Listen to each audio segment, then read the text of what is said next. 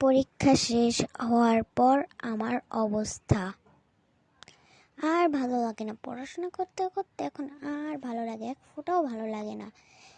যাও একজন খেলার সাথে ছিল তারাও চলে গেল।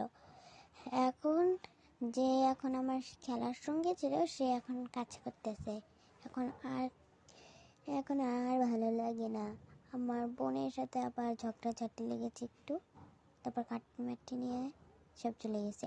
আগে যখন আমি স্কুলে পরীক্ষা সময়ে যখন আমি বাসা পরীক্ষা দিতাম, সময় পুরো মানে ঘোড়ার সাথে আমি একটা লেগে দিয়েছি, রশি লাগিয়ে দিয়েছি, ঘোড়াও দৌড়াচ্ছে টাইমও দৌড়াচ্ছি, এরকম জোরে জোরে দৌড়াচ্ছে। এখন টাইম পুরা ইসের মতন কচ্ছপের শিলে আমি একটা বেঁধে দিয়েছি, এখন করে হাঁটতেছে।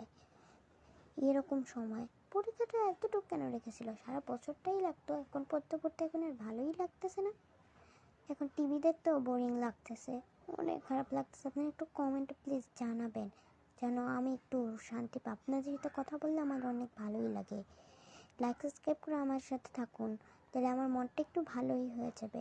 কমেন্টে জানাবেন কিন্তু আমি যেন ভালো করে করতে পারি, আমার মনটা যেন অনেক ভালো হয়ে যায়। এ পর্যন্ত বাই বাই। একটু আমাদের সাথে থেকে গাইস, আমার ভালোই লাগে না। বাই।